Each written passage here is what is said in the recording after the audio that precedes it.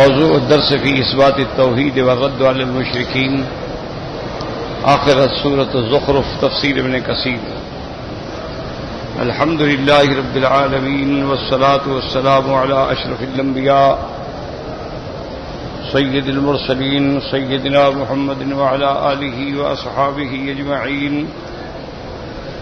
اللهم صل على سيدنا محمد وعلى آل سيدنا محمد كما صليت على إبراهيم وعلى آل إبراهيم في العالمين إنك حميد مجيد.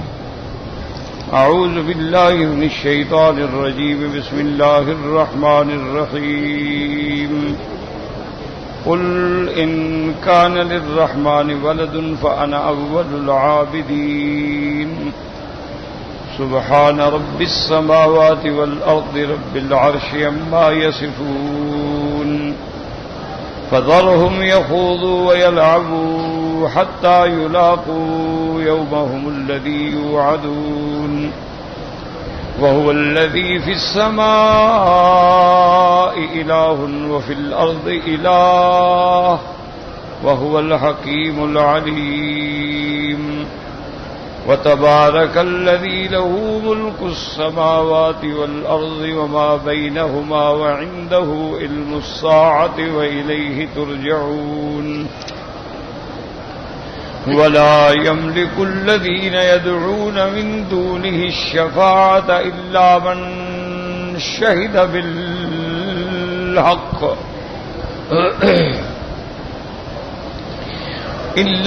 شهد بالحق وهم يعلمون. ولئن سألتهم من خلقهم ليقولن الله فأنى يؤفكون. وقيله يا رب إن هؤلاء قوم لا يؤمنون. فاصفح عنهم وقل سلام فسوف يعلمون. اللہ تبارک و تعالی نے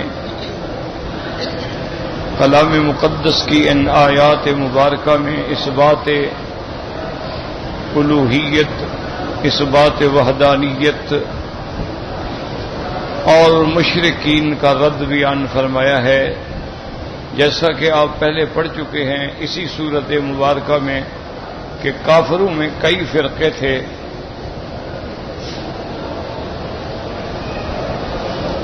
بعض لوگوں نے اللہ تبارک و تعالیٰ کے لیے بیٹا تجویز کیا، وجعلوا له جزءا، آپ پہلے پڑھ چکے ہیں اسی صورت مبارک کے اندر. ان الانسان لکفور مبین، انسان بڑا ناشکرا ہے کھلا کہ اللہ کے لیے بھی بیٹے بناتا. تو کافروں میں سے جو یہودی ہیں انہوں نے حضرت عزیر علیہ السلام کو اللہ کا بیٹا کہا. اسی طرح نصرانیوں نے، عیسائیوں نے حضرت عیسیٰ علیہ السلام کو اللہ کا بیٹا کہا. قرآن پاک میں باقاعدہ موجود ہے. قالت الیہود عزیر ابن اللہ، یہودیوں نے کہا کہ حضرت عزیر جو ہیں وہ اللہ کا بیٹا. وقالت النصارى المسیح ابن اللہ، اور نصرانیوں نے کہا کہ حضرت عیسیٰ علیہ السلام جو ہیں وہ اللہ کا بیٹا ہے. اور مشرکین مکہ نے کہا نعوذ باللہ کہ فرشتے جو ہیں یہ اللہ کی بیٹیاں ہیں.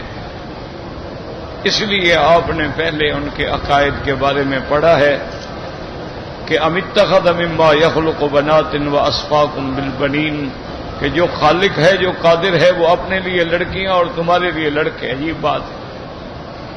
اسی طرح اللہ نے ان کی یہ بات بھی ذکر کی تھی کہ وجعلوا الملائکۃ الذین هم عباد الرحمن اناثا، کہ ان لوگوں نے فرشتوں کو جو اللہ کے بڑے تکریم عزت والے بندے ہیں، شان اور عظمت والے بندے ہیں، ان کو لڑکیاں بنا دیا. اس کا بھی رد آیا شہدوا خلقہم اشہدوا خلقہم، کہ جب ہم نے فرشتوں کو پیدا کیا تو کیا یہ موجود تھے، یہ دیکھ رہے تھے کہ ہم نے لڑکیاں بنایا؟ ستکتب شہادتہم ویسألون، ان کی یہ سب باتیں لکھی جا رہی ہیں اور ان سے سوال ہوگا، مانا ان کو باقاعدہ سزا ملے گی کہ ایسی غلط باتیں جو ہیں منہ سے نکالنا جو ہے زیب نہیں دیتا۔ اسی طرح بعض لوگوں نے نعوذ باللہ اللہ تعالیٰ کے لیے بیوی بھی ثابت کی کہ اللہ کی بیوی ہیں بی بی مریم جو ہے نعوذ باللہ۔ کیوں؟ جب حضرت عیسیٰ اللہ کا بیٹا ہے تو بی بی مریم بیوی ہو گئی۔ اس کا بھی قرآن میں رد آیا کہ متخذ صاحبۃ ولا ولدا، کہ ظالم ہو، اللہ بیوی سے بھی پاک ہے، اللہ اولاد سے بھی پاک ہے۔ اللہ تعالیٰ کی تو صفت یہ ہے کہ وہ واحد ہے، وہ احد ہے، وہ صمد ہے۔ اس کی صفت یہ ہے کہ لم یلد ولم یولد ولم یکن لہ کفوا احد، نہ اس کا کوئی مثیل ہے نہ اس کا کوئی شبیہ ہے، وہ تمام صفات نقصان سے پاک ہے اور تمام صفات جمال اور جلال و کمال سے متصف ہے۔ یہ ساری چیزیں الحمدللہ آپ پڑھ چکے ہیں۔ اس کے بعد پھر اللہ تبارک و تعالی نے فرمایا تھا کہ هل ينظرون الا الساعة، اب یہ جب دلائل نہیں مانتے، جب حق بات نہیں مانتے، قرآن نہیں مانتے، انبیاء کے فرمان نہیں مانتے، معجزات نہیں مانتے، اس کا مطلب ہے بس یہ قیامت کا ہی انتظار کر رہے ہیں، اور جب قیامت آئے گی تو اچانک آئے گی۔ اور پھر انہوں نے جو دنیا میں دوستیوں کے گھمنڈ رکھے ہوئے ہیں کہ ہمارے دوست ہیں، ہمارے ساتھی ہیں، ہماری پارٹی ہے، اللہ نے فرمایا الاخلاء یومئذ بعضهم لبعض عدو، قیامت والے دن سب دوستیاں دشمنی میں بدل جائیں گی، صرف ان کی دوستی قائم رہے گی جو اللہ سے ڈرنے والے ہیں، جن کی دوستی اللہ کے لیے تھی، علماء سے تھی، صلحاء سے تھی، اولیاء سے تھی، اور جن کی دوستی خالصتاً اللہ کی رضا کے لیے تھی، الحب فی اللہ والبغض للہ، تو ان کا تو قیامت میں بھی بڑا مقام ہوگا۔ المتحابین فی اللہ، جو ایک دوسرے سے اللہ کے لیے محبت کرتے ہیں، اللہ ان کو قیامت والے دن جب ساری دنیا تڑپ رہی ہوگی وہ عرش کے سائے کے نیچے ہوں گے۔ پھر اللہ تبارک و تعالی نے جنت والوں کا ذکر کیا کہ میرے جو بندے ہیں ان کو حکم دیا جائے گا یا عباد لا خوف علیکم اليوم ولا انتم تحزنون، نہ تمہیں مستقبل کا کوئی ڈر ہے نہ ماضی کا کوئی غم ہے، اور جاؤ اور جنت کے اندر راحت کے ساتھ جنت میں رہو، اور ادخلوا الجنت انتم وازواجکم، تم بھی اور تمہارے ہم شکل بھی، تمہارے بھی اور تمہارے نظراء بھی، تم اور تمہارے ساتھی بھی جنت میں جاؤ، تحبرون تکرمون تنعمون، تمہاری اکرام و تکریم کیا جائے گا، اور وہ اکرام و تکریم جو ہے انواع و اقسام کے معقولات پیش کیے جائیں گے، یطاف علیہم بصحاف من ذهب، غلمان جو ہیں وہ بڑی بڑی سونے کی پراتیں بھر بھر کے سامنے لائیں گے، اسی طرح وہ کوپ بھر بھر کے مشروبات کے لائیں گے۔ اللہ تبارک و تعالی نے فرمایا کہ ان کے لیے ایسی نعمتیں ہوں گی، ایسی چیزیں ہوں گی کہ جن کا وہ تصور بھی نہیں کر سکتے ہیں۔ اللہ نے یہ جنت والوں کا ذکر فرمایا۔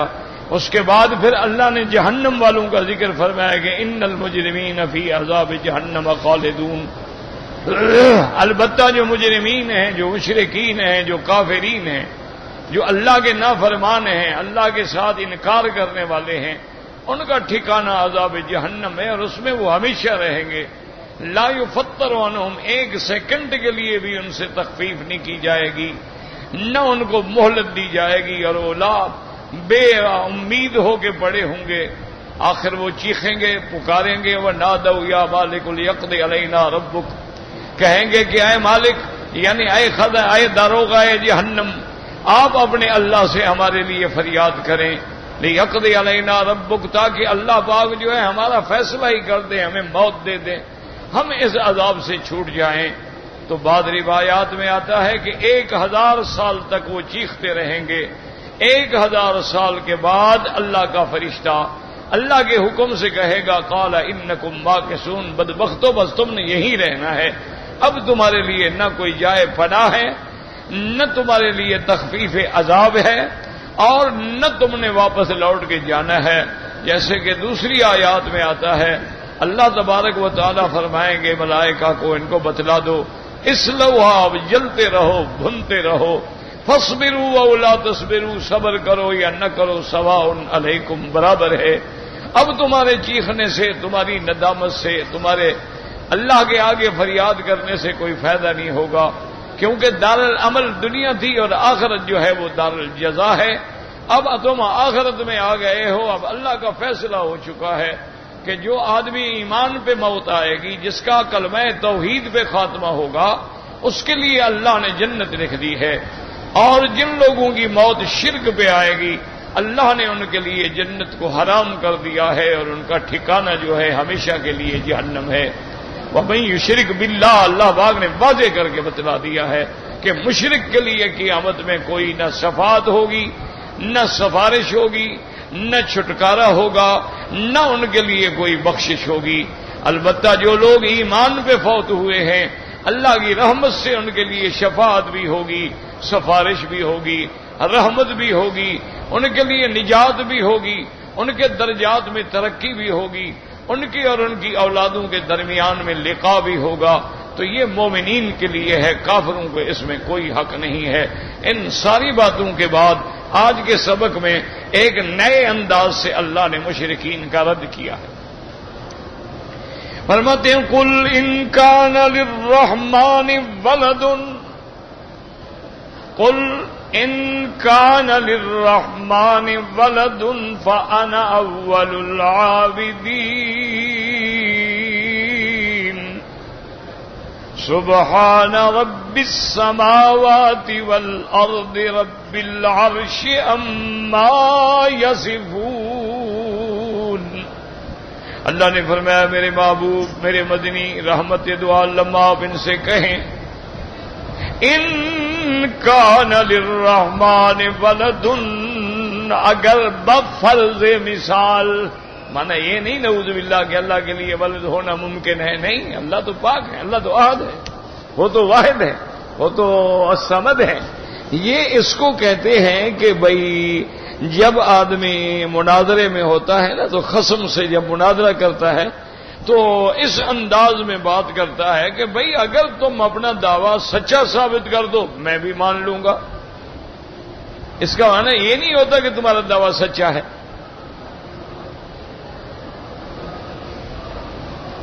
دوسری علماء نے مفسرین نے لکھا ہے کہ اس آیت میں یہ مطلب ہے کہ حضور نے فرمایا کہ ظالمو میں تمہاری طرح کوئی ضد پہ نہیں ہوں، جیسے تم اپنے باپ دادے کی اندھی تقلید پہ لگے ہوئے ہو، میرا معنی یہ نہیں ہے، مجھے اللہ نے علم دیا ہے، میرا کوئی ضد نہیں ہے۔ اگر تم اللہ کے لیے اولاد ثابت کر دو تو سب سے پہلے اس کی پوجا کرنے والا تو میں ہوں گا، میں مان لوں گا۔ کیوں؟ جب اللہ کا بیٹا ثابت ہو جائے تو جب وہ خدا کا بیٹا ہوا تو خدا کی عبادت ہے تو پھر بیٹے کی بھی عبادت ہوگی۔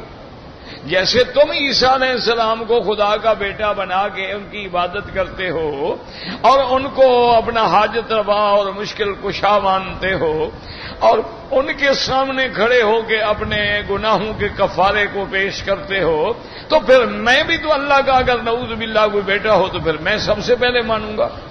مانا یہ ہے کہ اس کا بیٹا تو نہیں ہے، اللہ تو پاک ہے، اولاد سے بھی پاک ہے، وہ بیٹے بیٹیوں سے بھی پاک ہے، وہ ماں باپ سے بھی پاک ہے۔ اس کی ذات تو وہ ہے کہ جب کائنات میں کچھ نہیں تھا تو وہ تھا، اور جب پھر کچھ نہیں ہوگا تب بھی اللہ کی ذات ہوگی۔ هو الاول والآخر والظاہر والباطن وَهُوَ بِكُلِّ شَيْءٍ عَلِيمٌ۔ میرے محبوب نے اس کی تفسیر خود بیان کی، هُوَ الْأَوَّلُ الَّذِي لَيْسَ قَبْلَكَ شَيْءٌ، وہ سب سے پہلے جس سے پہلے کوئی نہیں، وَهُوَ الْآخِرُ الَّذِي لَيْسَ بَعْدَهُ شَيْءٌ، جب ساری دنیا میں فنا ہو جائے گی تو اسی کی ذات باقی ہوگی۔ كُلُّ شَيْءٍ هَالِكٌ إِلَّا وَجْهَهُ، جیسے فرمایا کل من علیہا فان ویبقى وجہ ربک ذی الجلال والاکرام۔ هو الاول والآخر هو الظاہر والباطن، مانا وہ دلائل اور صفات سے اپنی مصنوعات سے اتنا ظاہر ہے کہ ہر چیز اس کی وحدانیت پہ دلالت کر رہی ہے۔ وفی کل شیء لہ آیۃ تدل علی انہ واحد وہو الباطن، کیا مانا؟ جس کی کنوں کو کوئی سمجھ نہیں سکتا، کوئی پہنچ نہیں سکتا، جس کو کوئی دیکھ نہیں سکتا، جس کو کوئی زیارت نہیں کر سکتا دنیا کی ان آنکھوں کے ساتھ، وَهُوَ بِكُلِّ شَيْءٍ عَلِيمٌ، اور وہ ہر چیز کے جاننے والے ہیں۔ اس لیے اللہ نے فرمایا کہ میرے محبوب آپ ان کو چیلنج کریں، قُلْ إِن كَانَ لِلرَّحْمَٰنِ وَلَدٌ فَأَنَا أَوَّلُ الْعَابِدِينَ۔ سبحان، پاک ہے وہ ذات، وہ تو اولاد سے بھی پاک ہے، وہ ہر چیز سے۔ سبحان رب السماوات والارض رب العرش عما یصفون۔ پاک ہے وہ ذات جو رب ہے آسمانوں کا، زمینوں کا، عرش کا، وہ پاک کس چیز سے؟ عما یصفون۔ یہ مشرک، یہ یہودی، یہ نصرانی جو اللہ کے ساتھ صفتیں لگاتے ہیں وہ ان چیزوں سے پاک ہے۔ یہ اللہ کے لیے اولاد بناتے ہیں، وہ اولاد سے پاک ہے۔ یہ اللہ کے لیے بیوی بناتے ہیں، وہ بیوی سے پاک ہے۔ یہ اللہ کے لیے بیٹیاں بناتے ہیں، وہ بیٹیوں سے پاک ہے۔ متخذ صاحبۃ ولا ولدا۔ اب میرے اللہ نے حکم دیا کہ میرے محبوب اتنے دلائل کے بعد، اتنی آیات بینات کے بعد اگر یہ توحید کو نہیں مانتے فذرہم، چھوڑ دو، یخوضوا ویلعبوا، یہ پڑے رہیں احمق، یہ اپنی جہالت میں پڑے رہیں، اسی کھیل میں لگے رہیں، حتی یلاقوا یومہم الذی یوعدون، حتیٰ کہ وہ دن آئے گا جس دن کا ان کو ڈرایا گیا ہے کہ قیامت آئے گی، قبر آئے گی، حشر ہوگا، حساب کتاب ہوگا۔ یہ اگر محو ہیں، اپنے کھیل میں ہیں، اپنی دنیا کی لذات میں، چھوڑ دیں ان کو۔ فذرہم یخوضوا ویلعبوا حتی یلاقوا یومہم الذی یوعدون۔ اور اس کی صفت وہو الذی فی السماء الہ وفی الارض الہ، وہی معبود برحق ہے جس کی بندگی آسمانوں میں ہے اور جس کی بندگی زمینوں میں ہے۔ ورنہ یاد رکھو اللہ تبارک و تعالیٰ کے بارے میں 17 قرآن کی آیات کہتی ہیں الرحمن علی العرش استوى، اللہ تعالیٰ کی ذات جو ہے وہ عرش پہ ہے، اس کی صفت جو ہے وہ علو ہے۔ اس لیے قرآن بار بار کہتا ہے اَأَمِنْتُم مَّن فِي السَّمَاءِ أَن يَخْسِفَ بِكُمُ الْأَرْضَ فَإِذَا هِيَ تَمُورُ أَمْ أَمِنْتُم مَّن فِي السَّمَاءِ أَن يُرْسِلَ عَلَيْكُمْ حَاصِبًا فَسَتَعْلَمُونَ كَيْفَ نَذِيرٌ۔ یاد رکھو اللہ نے آسمان بنائے ہیں، 7 آسمانوں کے بعد کرسی ہے، اور وہ کرسی اتنی بڑی ہے، وَسِعَ كُرْسِيُّهُ السَّمَاوَاتِ وَالْأَرْضِ، کہ اگر 7 آسمان بچھا دیے جائیں، 7 زمینیں بچھا دی جائیں تو کرسی کے مقابلے پہ ایسے ہوں گے۔ میرے مدنی پاک نے فرمایا کحلقۃ ملقاۃ فی فلاۃ من الارض، کہ جیسے کوئی ایک کڑا کسی میدان میں ڈال دو تو اتنے بڑے میدان میں وہ کتنی جگہ روکے گا۔ معنی یہ ہے کہ 7 آسمان اور 7 زمین جو ہے وہ کرسی کے سامنے اتنی حیثیت بھی نہیں رکھتے۔ اور اس کے بعد پھر اللہ کا عرش عظیم ہے، عرش اولا، فرمایا عرش اتنا بڑا ہے کہ کرسی پھر اس کے سامنے ایسی ہے کحلقۃ ملقاۃ فی فلاۃ من الارض، کہ جیسے زمین میں کوئی ایک چھوٹا سا حلقہ ڈال دیا جائے تو یاد رکھیں کہ پہلے زمین ہے، اس کے بعد اوپر آسمان ہے، آسمانوں کے بعد سدرۃ المنتہا ہے، اس کے بعد اس کی کرسی ہے، اور اس کے بعد پھر عرش ہے، اور اللہ کا عرش پہ استوا ہے کما یلیق بشانہ، جیسا اس کی شان کو زیبا ہے۔ ہم تکییف میں نہیں جائیں گے، ہم تمثیل میں نہیں جائیں گے، ہم تشبیہ میں نہیں جائیں گے، بلکہ جیسے کہ تمام اسلاف نے، سلف صالحین نے، صحابہ رضوان اللہ علیہم اجمعین نے، اور اسی طرح امام ابو حنیفہ رحمت اللہ علیہ نے اور تمام ائمہ نے اپنے اصول کے مسائل میں یہ کہا ہے کہ یاد رکھو اللہ کی جتنی صفتیں ہیں نحن نؤمن باسمائہ وذاتہ وصفاتہ الذی اثبتہ فی کتابہ او علی لسان رسولہ، یعنی ہمارا ایمان ہے ان صفتوں پہ جن صفتوں کا ذکر اللہ نے قرآن میں کیا ہے یا سرکار دو عالم کے بیان میں کیا ہے، ان کو نہ بڑھائیں گے نہ گھٹائیں گے۔ جیسے قرآن میں اللہ کے وجہ کا ذکر ہے فَوَلِّ وَجْهَكَ أَيْنَمَا تُوَلُّوا فَثَمَّ وَجْهُ اللَّهِ، قرآن میں اللہ کے ہاتھ کا ذکر ہے ید اللہ فوق ایدیہم، اور اللہ فرماتی ہے بل یداہ مبسوطتان۔ اسی طرح آنکھوں کا ذکر ہے کہ فصبر، اللہ نے فرمایا فصبر بحکم ربک، آپ اپنے اللہ کے حکم پہ ثابت قدم رہیں، وَإِنَّكَ بِأَعْيُنِنَا، آپ ہماری آنکھوں میں ہیں۔ اب آنکھوں کا ذکر ہے، اسی طرح اللہ کی پنڈلی کا ذکر ہے کہ یوم یکشف عن ساق، قیامت والے دن جب اللہ اپنی پنڈلی سے کپڑا مبارک ہٹائیں گے تو سارے کے سارے مومن سجدے میں گر جائیں گے۔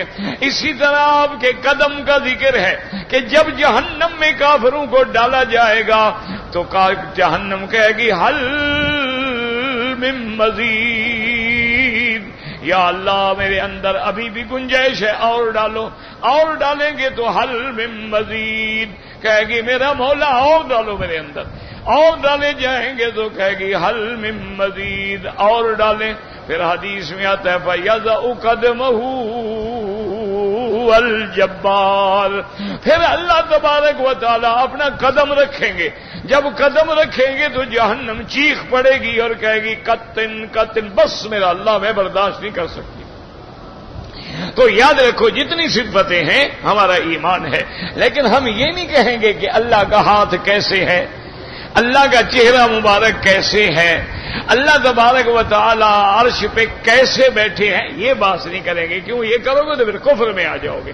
یعنی ایمان ہوگا جیسے کہ امام مالک امام دار الہجرہ رحمت اللہ علیہ رحمتاً واسعہ جو مدینے کے امام ہیں وہ فرماتے ہیں الاستواء معلوم، استواء معلوم ہے، والکیف مجہول، کہ کیسے اس کا ہمیں پتہ نہیں، والسؤال غیر معقول، اور اس کے بارے میں کبھی سوال بھی نہ کیا کرنا، کیونکہ تم مخلوق ہو، تم خالق کے بارے میں سوال نہیں کر سکتے، اور تمہاری عقل وہاں پہنچ نہیں سکتی، تمہاری عقل کی رسائی بھی نہیں ہو سکتی ہے۔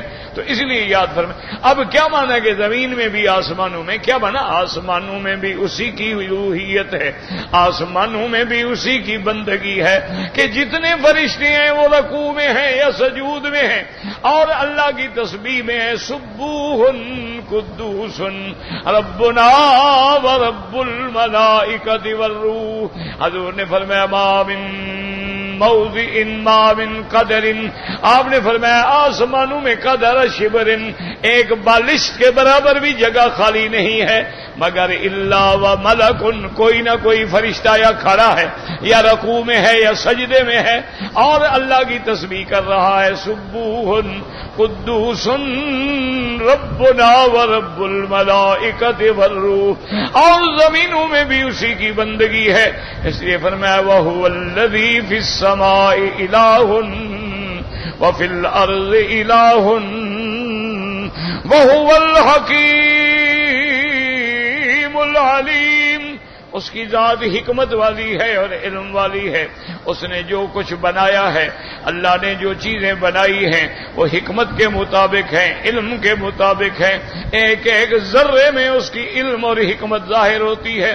اس کے بعد اللہ فرماتے ہیں وَتَبَارَكَ الَّذِي لَهُ مُلْكُ السَّمَاوَاتِ وَتَبَارَكَ الَّذِي لَهُ مُلْكُ السَّمَاوَاتِ وَالْأَرْضِ وَمَا بَيْنَهُمَا۔ یاد رکھو تبارک کئی مقام پہ آیا ہے، تبارک الذی بیدہ الملک وہو علی کل شیء قدیر، منیر. کہیں فرماتے ہیں تبارک الذی جعل فی السماء بروجا وجعل فیہا سراجا وقمرا منیرا.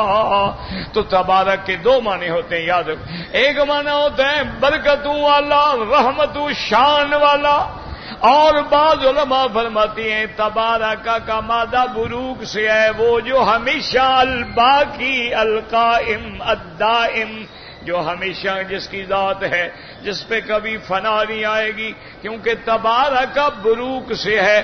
جیسے کہتے ہیں بارک الجمل، اونٹ بیٹھ گیا ہے، جم گیا ہے. تو اس لیے بعض علماء فرماتی ہیں تبارک کا معنی وہ ذات جو ہمیشہ ہے، جو ذات دائم ہے، جو ذات حی ہے، جو ذات قیوم ہے. اور بعد فرماتی ہیں وہ ذات جو مبارک ہے تبارک الذی لہ ملک السماوات والارض وما بینہما. آسمانوں اور زمینوں اور اس کے درمیان میں جو کچھ ہے اس کا ملک ہے، اس کا ملک ہے. تو ظالمو جب سب کچھ اس کا ہے تو اس کو کسی بیٹے کی کیا ضرورت ہے، اس کو کسی بیٹی کی کیا ضرورت ہے، اس کو کسی اولاد کی کیا ضرورت ہے. آدمی کو اولاد اور بیوی کی ضرورت ہوتی ہے کہ آدمی محتاج ہوتا ہے، آدمی کو خدمت کے لیے، مودت کے لیے، بڑھاپے میں سہارے کے لیے اولاد کی ضرورت ہوتی ہے. اس لیے اللہ کے پیغمبر نے خدا کے آگے فریاد کی تھی. حضرت زکریا علیہ السلام نے اذ نادا ربہ نداء خفیہ، جب وہ خفیہ طور پہ آہستہ اپنے اللہ سے مانگ رہے تھے. قال رب انی وہن العظم منی واشتعل الراس شیبا. میرا اللہ میری ہڈیاں بھی بوڑھی ہو گئی ہیں، میرا اللہ میرے بال بھی سفید ہو گئے ہیں، میں بوڑھا ہو گیا ہوں. اسباب ظاہری تک تو مجھے کوئی امید نہیں اولاد کی، لیکن مولا میں تیری رحمت سے نا امید نہیں ہوں. آپ قادر ہیں کہ مجھے اس حال میں بھی اولاد عطا فرما دیں.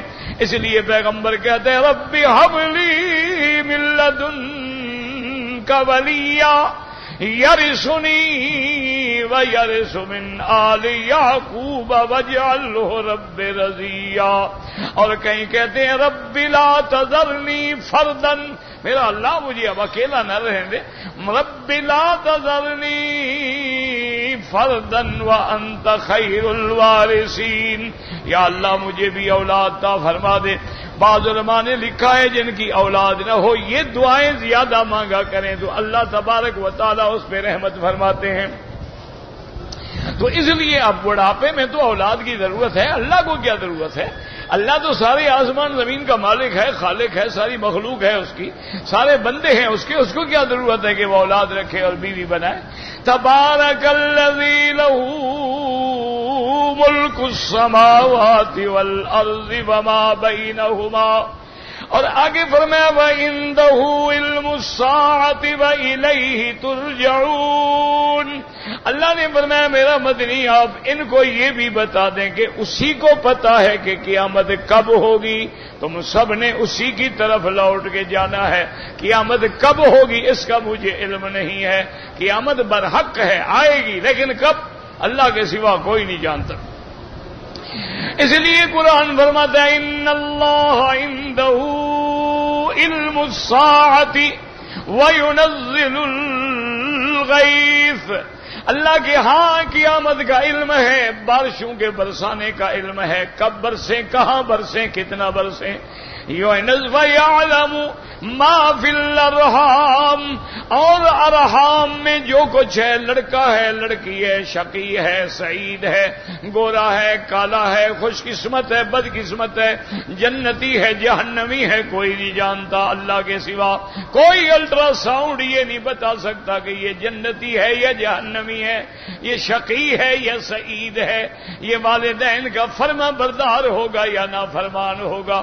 اور پھر الٹرا ساؤنڈ تو وہ بتائے گا نا جس عورت پر وہ جہاد رکھیں گے. اب گھڑی دیکھ کر تو میں بھی ٹائم بتا دوں گا. تو یہ کون سا علم ہے یا کمال ہے؟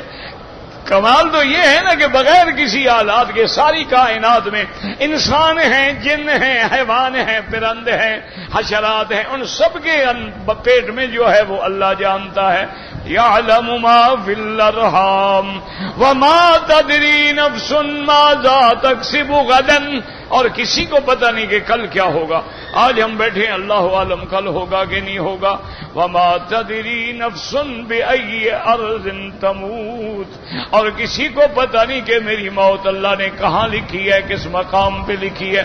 اس لیے میرے آقا نے، محبوب دو عالم نے فرمایا خمس لا يعلمهن الا اللہ، فرمایا یہ 5 چیزیں ہیں اللہ کے سوا کوئی نہیں جانتا. ثم قرأ ان اللہ عنده علم الساعة، یہاں بھی فرمایا کہ وہ ذات ہے جو آسمانوں اور زمینوں کی مالک ہے. وعنده علم الساعة، اے کفار مکہ تم جو شور کرتے ہو مجھے پتہ نہیں قیامت کب ہوگی.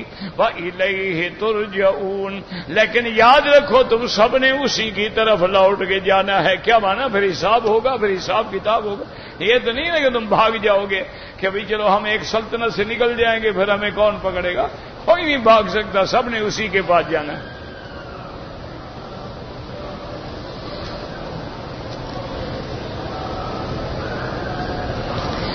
وَلَا يَمْلِكُ الَّذِينَ يَدْعُونَ مِن دُونِهِ الشَّفَاعَةَ إِلَّا مَن شَهِدَ بِالْحَقِّ وَهُمْ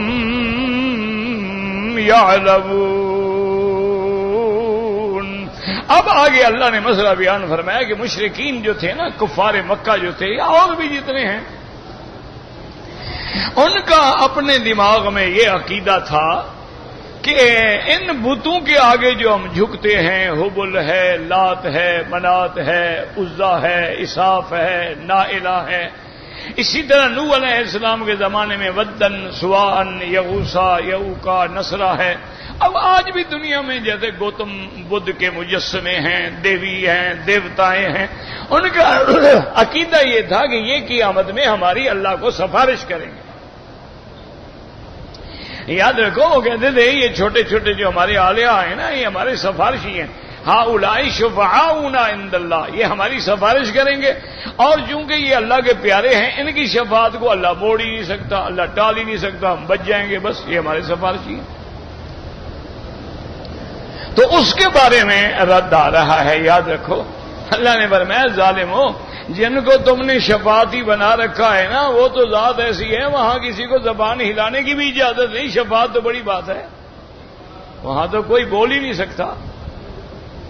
اس لیے یوم یقوم الروح والملائکۃ صفا، جب اللہ کا جبریل فرشتہ اور فرشتے سارے صفیں بنا کے کھڑے ہوں گے، اللہ فرماتے ہیں لا یتکلمون، وہ تو بات بھی نہیں کر سکتے، الا من اذن له الرحمن، مگر وہ بات کرے گا جس کو اللہ اجازت دیں گے. اور یہ بھی شرط ہے کہ وہ بات کرے اور بات بھی ٹھیک ٹھیک کرے، یہ نہیں کہ جس مجرم کی چاہے سفارش کر دے. یاد رکھیں، یعنی وہ بات کرنے کی اجازت ہوگی لیکن اس کے بعد بھی ٹھیک بات کرے گا. یہ بات نہیں ہے کہ جو چاہے کہہ دے، پھر اجازت جو مل گئی اب جو چاہو کہتے جاؤ، نہیں. تو اس لیے مسئلہ سمجھیں کہ جن لوگوں کا کفر پر یا شرک پہ موت آ جائے، ان کے لیے نہ شفاعت ہے، نہ سفارش ہے، نہ کوئی راستہ. اللہ نے فرما دیا ہے کہ ما لہم من شفیع، ان کے لیے کوئی سفارشی نہیں، ان کے لیے کوئی دوست نہیں. اور دوسرا جو شفاعت کا مسئلہ ہے، یاد رکھو شفاعت برحق ہے لیکن اللہ کے اذن کے بغیر شفاعت نہیں ہوگی. یاد رکھو، اب رات دن قرآن پڑھتے ہو، سورت آیت الکرسی پڑھتے ہو، ماشاءاللہ سینے پہ دم کرتے رہتے ہو، اس میں روز نہیں پڑھتے ہو کہ من ذا الذی یشفع عنده الا باذنہ، کون ہے جو اللہ کے آگے سفارش کر سکے مگر اللہ کے اذن کے بغیر نہیں بول سکتا ہے. تو اب یہ عقیدہ رکھنا ہمیں پیر چھڑا لیں گے، ہمیں مرشد چھڑا لیں گے، ہمیں قبروں والے چھڑا لیں گے، ہمیں فرشتے چھڑا لیں گے، ہمیں حضرت عیسیٰ حضرت عزیر چھڑا لیں گے، یہ ایسے جاہلانہ عقیدے ہیں. یہی عقیدے تھے کافروں کے اور مشرکین کے. اللہ معاف کرے. اس لیے اللہ نے فرمایا حتیٰ کہ یاد رکھیں کہ تمام انبیاء شفاعت کریں گے، لیکن سب سے بڑی شفاعت جو ہے شفاعت کبریٰ وہ صرف میرے آقا سیدنا محمد مصطفیٰ کریں گے۔ اس لیے حضور فرماتے ہیں کہ قیامت کا جب دن ہوگا نا جی، تمام مخلوق حضرت آدم کے دروازے پہ جائیں گے، سفارش کرو، کہیں گے میں نہیں کرتا۔ وہ کہیں گے بھی میں تو نہیں درخواست کر سکتا، مجھے تو خود ڈر ہے کہ آج اگر اللہ نے پھر یاد فرما لیا اور کہہ دیا کہ بھی تم نے وہ درخت کیوں کھایا تھا، تو میرے پاس کیا جواب ہے؟ تو نوح علیہ السلام کے پاس جاؤ، نوح علیہ السلام کے پاس آئیں گے، وہ کہیں گے نفسی نفسی، کہیں گے بھائی مجھے تو اپنا غم ہے کہ میں نے اللہ سے باوجود اس کے کہ مجھے اللہ نے پہلے منع کر دیا تھا کہ اب جو ایمان لانے والے تھے وہ لا چکے ہیں، اب لن یؤمن احد منکم، اب تمہاری قوم میں اور کوئی مسلمان نہیں ہوگا، اب پھر نہ سوال کرنا مجھ سے۔ اللہ نے منع کر دیا لیکن میں نے بیٹے کے بارے میں سوال کر لیا، حالانکہ میرا بیٹا کافر تھا۔ تو اگر اللہ پوچھے کیوں پوچھا، کیوں سوال کیا تھا، تو میں کیا جواب دوں؟ تو بہرحال حضور فرماتے ہیں کہ سارے انبیاء جواب دیں گے۔ حضرت عیسیٰ علیہ السلام کے پاس آئیں گے کہ بھائی آپ تو روح اللہ ہیں، آپ تو کلمت اللہ ہیں، آپ تو اللہ کے وہ شان والے پیغمبر ہیں کہ جن کو اللہ نے آسمانوں میں زندہ رکھا ہے، آپ ہماری سفارش کریں۔ وہ کہیں گے بھائی میں خود ڈر رہا ہوں کیونکہ لوگوں نے چاہے میں نے نہیں کہا لیکن لوگوں نے مجھے خدا کا بیٹا بنا لیا، خدا بنا لیا، مجھے ثالث و ثلاثہ بنا لیا، اگر اللہ نے پوچھ لیا تو پھر کیا ہوگا؟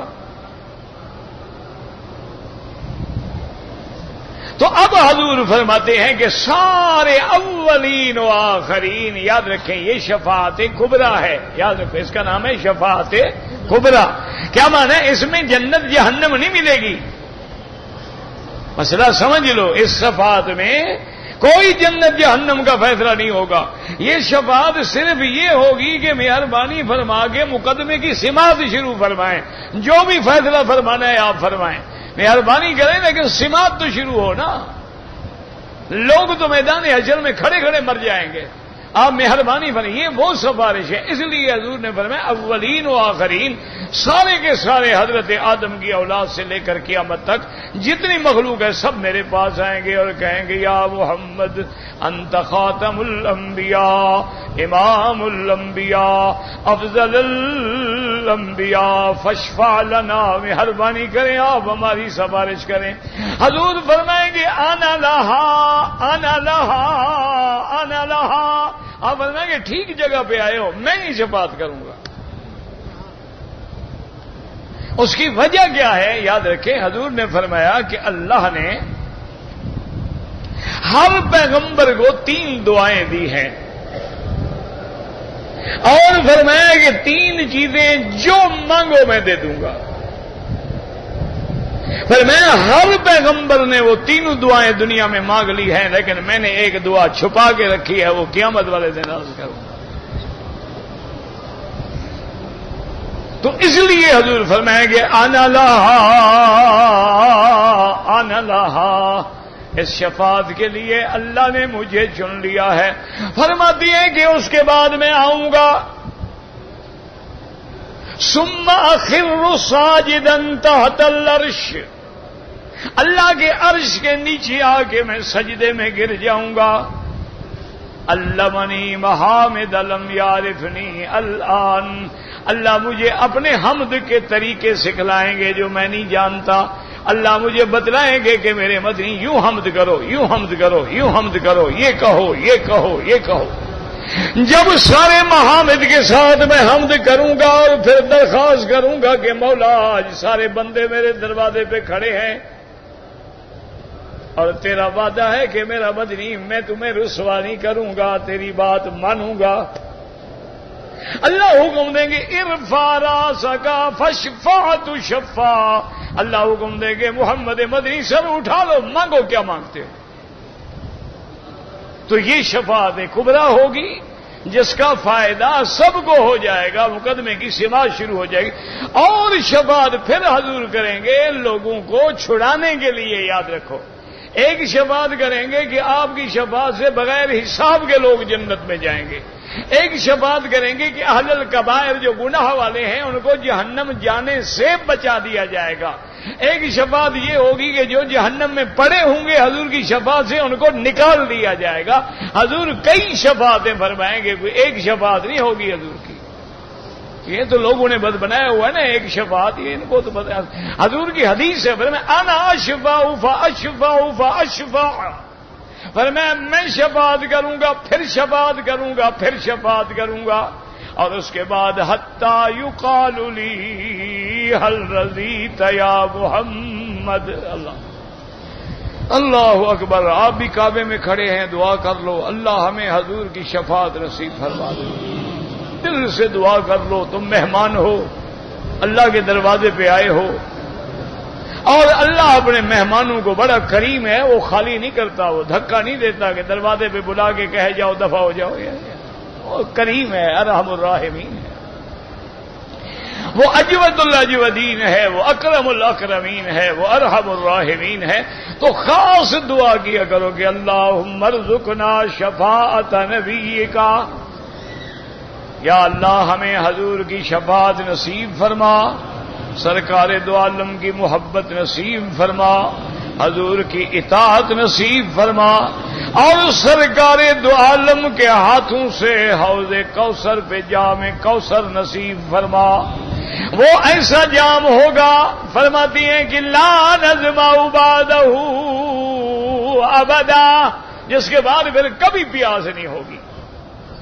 لیکن ایک بات یاد رکھ لینا کہ ہر امتی کو وہ جام مل جائے گا، گناہ گاروں کو بھی مل جائے گا، لیکن بدعتی کو نہیں ملے گا۔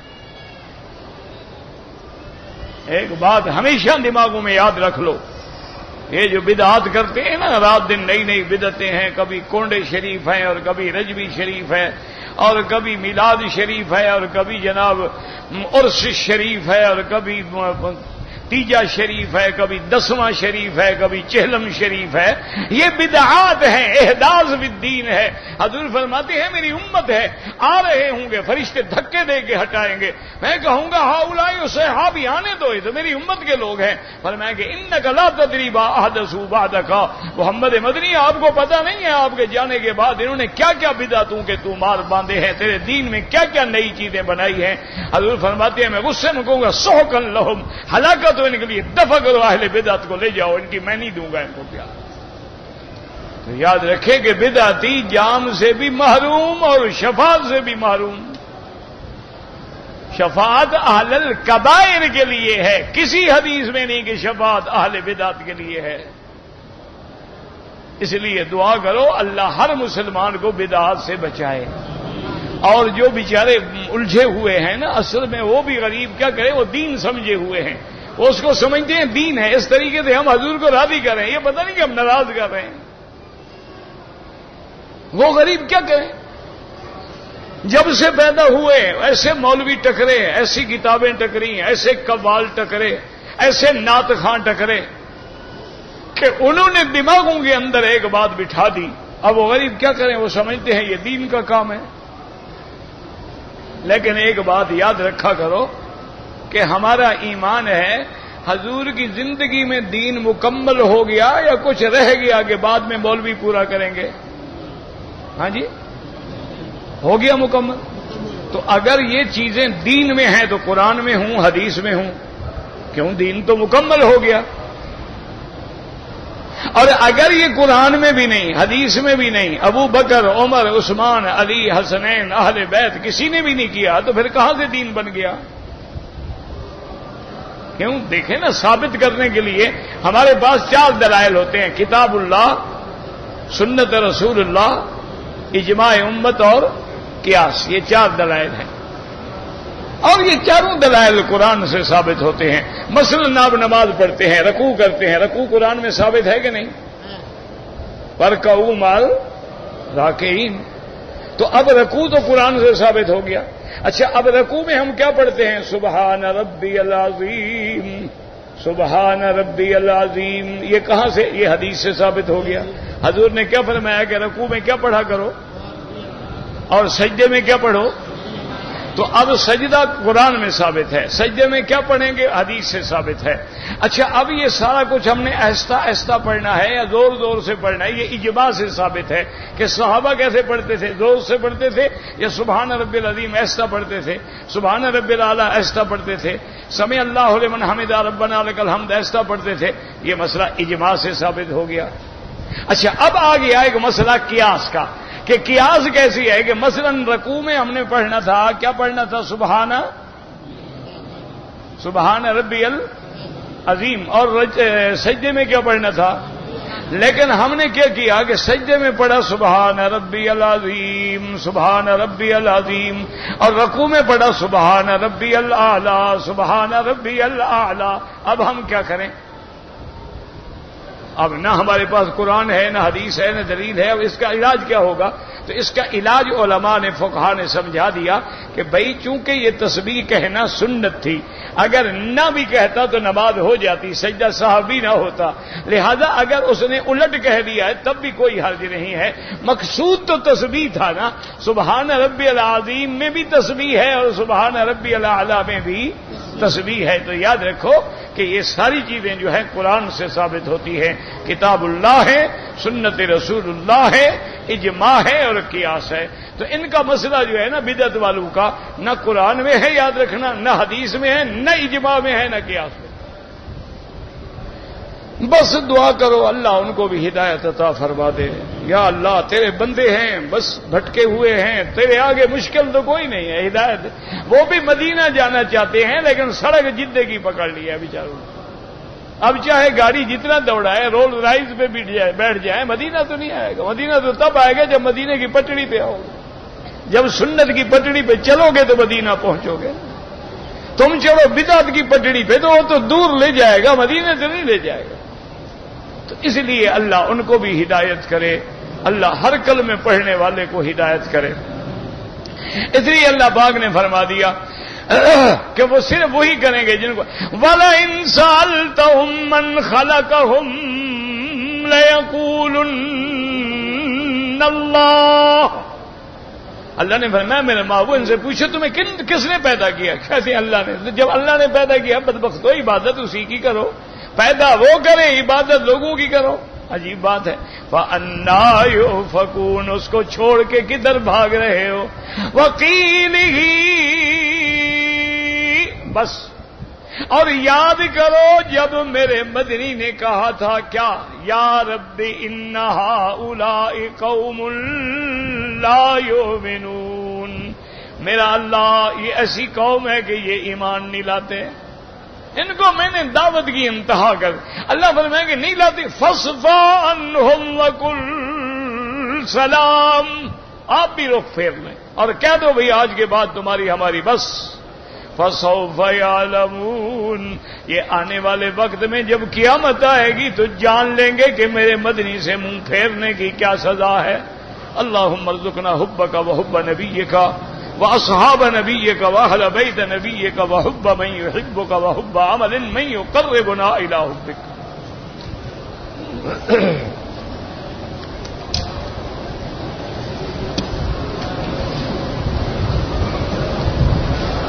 کہتے جی کہ جیسے رمضان شریف میں ہم روزے کی نیت کرتے ہیں، اگر آج کل نفلی روزہ رکھیں بالکل اس کی بھی نیت ہے. ہر عمل کی نیت ہوتی ہے. یاد رکھو بغیر نیت کے عمل ہوتا ہی نہیں. انما الاعمال بالنیات. اگر کوئی آدمی نیت نہ کرے، 100 چکر لگاتا رہے، طواف تو نہیں ہوگا. ہر عمل میں نیت ضروری ہے. فرق اتنا کرتے ہیں علماء کہ نفلی روزے میں تو آپ دن کو بھی نیت کر سکتے ہیں کہ صبح اٹھے دیکھا گھر میں کچھ نہیں ہے تو روزہ رکھ لیا. اور لیکن رمضان کے لیے نیت سحری کے وقت ہونا ضروری ہے.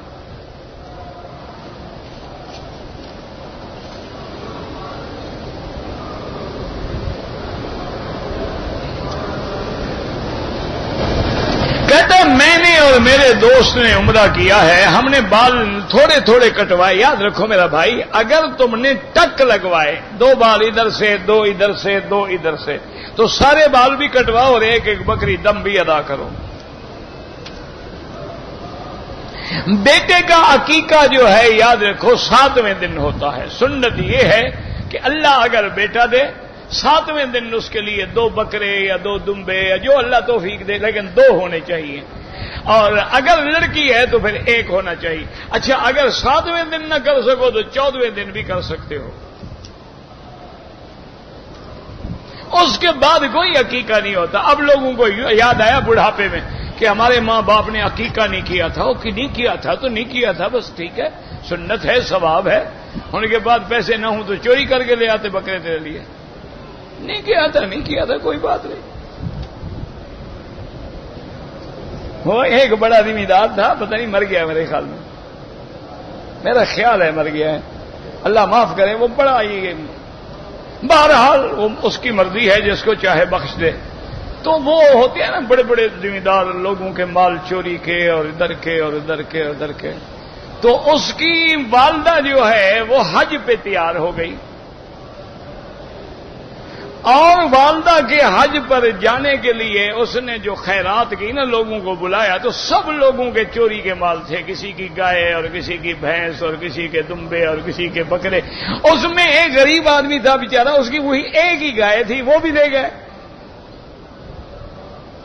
تو ایسے ایک نہر ہے ان کے گھر کے سامنے، اس پہ ایک پل ہے۔ تو اب چونکہ وہ بڑا آدمی تھا نا، تو اس کی والدہ جا رہی تھی ٹانگے پہ بیٹھ کے اسٹیشن کے لیے، تو اب سینکڑوں لوگ، ہزاروں خوشامدی ساتھ جلوس میں جا رہے تھے کہ جی اماں کو چڑھا رہے ہیں اور پھول ڈال رہے ہیں اور ہال ڈال رہے ہیں۔ وہ جو غریب آدمی تھا نا، بوڑھا صاحب، وہ چھپ کے کھڑا رہا۔ جب بالکل عین پل پہ ٹانگا آ گیا، اس نے گھوڑا پکڑ لیا اور ٹانگے ہونے کی طرح، کہا ٹھہرو، میری ماں ہے، مجھے ماں سے بات کرنے دو۔ اور اس نے پوچھا بیٹا کیا بات ہے؟ اس نے کہا اماں میری بھینس اسی پل پہ دینی ہے یا قیامت والی پل پہ دو گی؟ اچھا حج پہ جا رہی ہو، میری بھینس کھول کے ذبح کر کے لوگوں کو کھلا دی، تو اب کیا فیصلہ ہے، اسی پل پہ دینا ہے یا قیامت والے پل پہ؟ اس نے وہی لوگوں نے ایک بیٹے کو بلایا، اس نے کہا میں بالکل حج پہ نہیں جاتی جب تک سب کا مال واپس نہ کرو، لے جاؤ ٹانگا واپس۔ میں نے کہا اچھا حج کرا رہے ہیں مجھے، تمہیں شرم نہیں آتی ظالم آدمی؟ میری خیرات میں بھی چوری کا مال ذبح کرنا تھا۔ اور نے کہا میں نہیں جاتی حج پہ، کس منہ سے میں جاؤں حج پہ؟ کہ تمہارا بیٹا اتنا ظالم ہے کہ خیرات اللہ کے نام کی کرے، اس میں بھی چوری کا مال ہے۔ تو واپس آ گئی، وہ عورت بڑی اللہ والی تھی، تو اس کو پھر دینا پڑا، ماں تھی آخر۔ بعد میں پتہ نہیں پھر چرا لیا ہو، اس وقت دے دیا۔ بھائی میرے بھائی روز قرآن پڑھتے ہو، سارے قرآن میں دعائیں ہیں، ربنا آتنا، ربنا ظلمنا، ربنا حب لنا، کسی دعا میں واسطہ نہیں ہے بغیر واسطے کے۔ اب دیکھو طواف میں جو سب سے بڑی دعا میرے آقا نے مانگی ہے وہ کیا ہے؟ ربنا آتنا فی الدنیا حسنۃ وفی الآخرۃ حسنۃ وقنا عذاب النار۔ اس میں کوئی واسطہ نہیں دیا حضور نے، نہ انبیاء کا، نہ آدم کا، نہ صلحاء کا، نہ دعا اللہ سے براہ راست مانگا کرو۔ یہ واسطہ وسیلہ کا جو مسئلہ ہے یہ علماء کا مسئلہ ہے، تمہاری سمجھ سے بالاتر ہے، تم سیدھا اللہ سے مانگو بس۔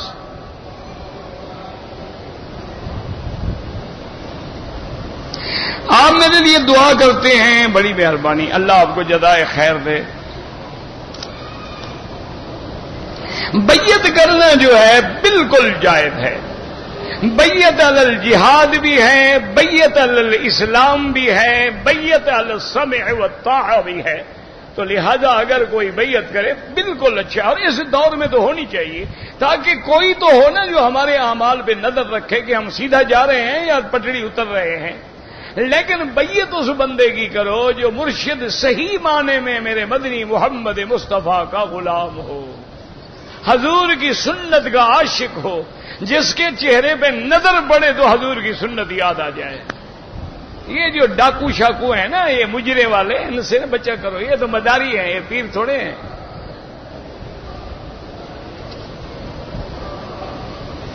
کہتے جی گھڑیوں میں جو شروع کا وقت لکھا ہے یہ سورج نکلنے کا وقت ہے، نماز اشراق کا وقت نہیں ہے، نماز اس کے 20 منٹ کے بعد ہوتی ہے۔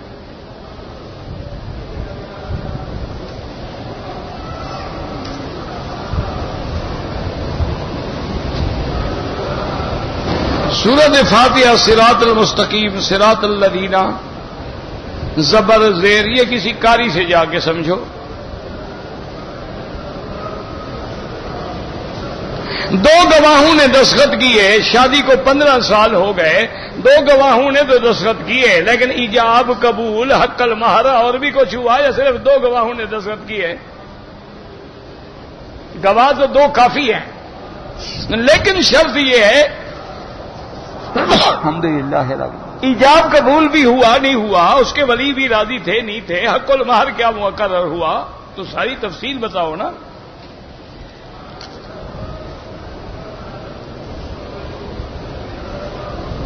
کہتے جی کفیل سے تنگ آ کر کوئی بھاگ گیا، حج کیا، حج تو اللہ قبول کریں گے، باقی تم جانو کفیل جانے. شعبان کی 15 رات میں کسی عبادت کا حکم نہیں ہے، سارا مہینہ عبادت کرو. میری ایک بیٹی دورہ حدیث کا امتحان دے رہی ہے، اللہ کامیاب فرمائے، اللہ ہر مسلمان کی بچیوں کو بیٹیوں کو عالم فاضل بنائے، اور اللہ ان کے رشتے آسان فرمائے اور خیر کے رشتے نصیب کرے.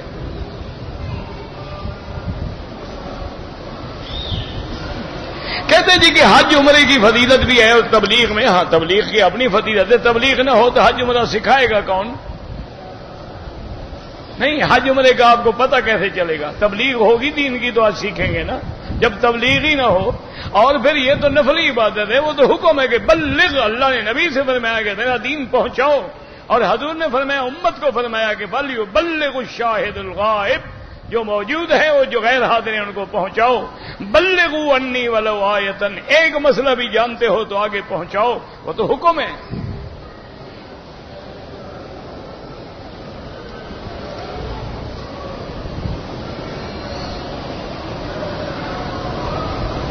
کہتے جی کہ عطا اللہ شاہ بخاری نے انگلی کے اشارے سے 80,000 لوگوں کو کلمہ پڑھایا. بالکل غلط بات ہے، کوئی انگلی سے کلمہ نہیں پڑھایا، یہ آپ نے خود گھڑا ہے کوئی قصہ، ایسا کوئی واقعہ ہی نہیں گزرا.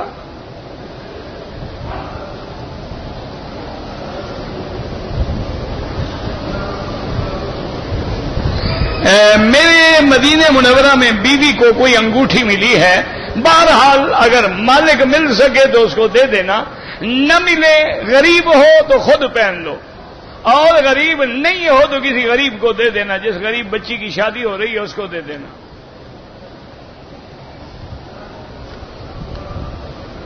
جیرانہ ایک جگہ کا نام ہے، جنگ حنین کے موقع پر حضور پاک نے وہیں قیام فرمایا تھا، اور طائف کے اموال غنیمت وہیں تقسیم ہوئے تھے، حنین کے وہیں تقسیم ہوئے تھے، اور وہیں سے پھر حضور پاک نے عمرے کے لیے بھی تشریف لائے تھے.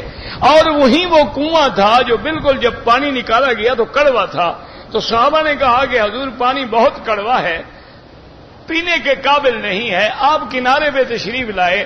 آپ نے فرمایا اب ڈول نکالو. ڈول نکالا تو حضور نے کچھ پڑا بھی اور اپنا لعاب بھی ڈالا، فرمایا پھر کنویں میں ڈال دو.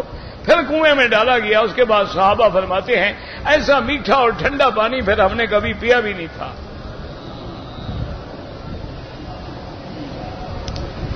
اب بھی وہ کنواں ہے، لیکن وہ ادھر ادھر لگ گئے ہیں نا وہ ٹیوب ویل وغیرہ، اس کی وجہ سے پانی خشک ہو گیا.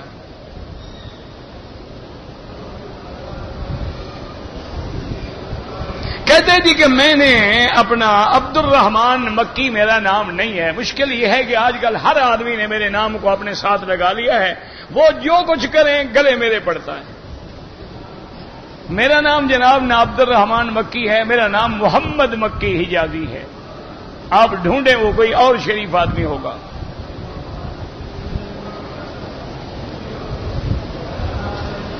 مسجد عائشہ سے عمرہ ہو سکتا ہے، بالکل نفلی ہے، کرنا چاہو کر لو، نہ کرنا چاہو نہ کرو. 7 قسم کے لوگوں سے قبر میں سوال نہیں ہوگا. یہ کوئی تم نے پڑھا ہے، ہم نے تو نہیں پڑھا ہے. تم نے جہاں حدیث پڑھی ہو لکھو تاکہ ہم بھی سمجھیں.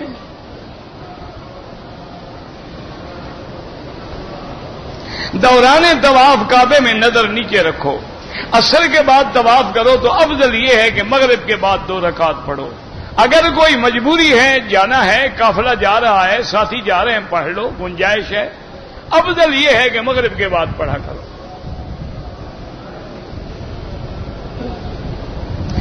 پاکستان سے عمرے کے لیے کچھ لوگ آئے ہیں، ان کو کسی مولوی نے بتایا تھا کہ احرام جدے سے باندھے. وہ مولوی تو نہیں ہوگا، وہ کوئی مولی ہوگا. مولوی تو ایسی بات نہیں بتا سکتا. اللہ کے بندے، میقات تمہارا یلملم ہے، احرام جدے سے باندھو گے. میقات کا عمرہ بھی کیا، دم بھی پڑ گئی، ایک ایک بکری بھی ادا کریں. اور اگر ہمت ہو نا ایسے مولوی کو واپس جا کے گلے میں کپڑا ڈال کے کہو بکری کے پیسے لاؤ، تاکہ آئندہ تو لوگوں کو برباد نہ کرے نا. دو چار مولویوں کو پکڑو نا، ایمان سے سیدھے ہو جائیں.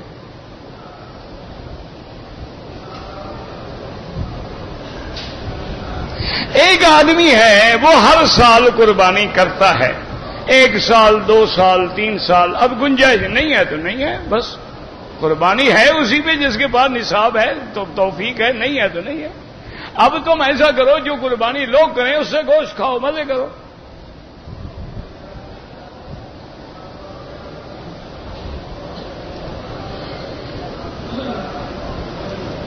رمضان کے روزے کی کیا نیت ہوتی ہے؟ یہی روزہ رکھتا ہوں، اور کیا نیت ہوتی ہے؟ کوئی اس کے لیے خاص ضروری نہیں ہے. بلکہ عربی میں تو بصوم غد نویت من شہر رمضان، لیکن مقصد یہ ہے کہ یا اللہ میں رمضان کا روزہ رکھتا ہوں. جو آپ کی زبان ہے اسی میں نیت کر لیں. اصل نیت کا مقام دل میں ہوتا ہے، زبان سے استحضار ہوتا ہے، یعنی ہم اس بات کو مستحضر کرتے ہیں کہ ہم کوئی غلطی نہ کر لیں. ورنہ اصل مقام جو ہے نیت کا، مقام النیت القلب ہوتا ہے. اللہ سے دعا بھی کریں. میرے آقا کی عادت تھی کہ شعبان میں سب سے زیادہ نفلی روزے رکھتے تھے. حضور جب شعبان آتا تھا نا، حضور بہت روزے رکھتے تھے، صرف 13 14 15 نہیں، بہت روزے رکھتے تھے تاکہ رمضان کے استقبال کے لیے تیار ہو جائیں حضور صلی اللہ علیہ وسلم. اور اس کے بعد دعا بھی فرماتے تھے کہ اللہم بلغنا رمضان کما بلغتنا شعبان. یا اللہ جیسے تم نے ہمیں شعبان کا مہینہ نصیب کیا نا، رمضان کا مہینہ بھی نصیب فرمانا. تو حضور صلی اللہ علیہ وسلم یہ دعا بھی فرماتے تھے اور زیادہ سے زیادہ روزے رکھتے تھے، نفلی روزے. بڑی حتیٰ کی بی بی عائشہ فرماتی ہے کہ ہمارے ذمے جو قضا روزے ہوتے تھے ہم شعبان میں قضا کرتے تھے، کیونکہ ہمیں پتہ تھا کہ حضور نے روزے رکھنے ہیں، ان کو بیوی کی ضرورت نہیں ہے. تو اس لیے بہرحال اس مہینے میں جتنی روزے رکھو، جتنی عبادت کرو، اللہ کا قرآن پڑھو، روزہ رکھو، طواف کرو، عمرہ کرو، اور اشراق پڑھو، تہجد پڑھو، ضحیٰ پڑھو، فرائض پڑھو، جماعت کے ساتھ پڑھو، تو انشاءاللہ اللہ کی رحمت ہوگی اور اللہ تعالی تمام برکات و ثمرات نصیب فرمائیں گے. اللہم ثبتنا علی الایمان، اللهم ارزقنا حسن الختام، اللهم انصر الاسلام والمسلمين، اللهم انصر الاسلام والمسلمين، اللهم انصر المجاهدين في كل مكان، اللهم اهلك اعداءك اعداء الدين، اللهم اهلك اليهود ومن شايعهم من الكفار والمشركين، اللهم انزل عليهم باسك الذي لا يرد عن القوم المجرمين، اللهم احفظ سائر بلاد المسلمين وهذا البلد الامين فاجعلها امنا مطمئنا سخاء رخاء الى يوم الدين. اللهم اشفنا واشف مرضانا ومرضى المسلمين.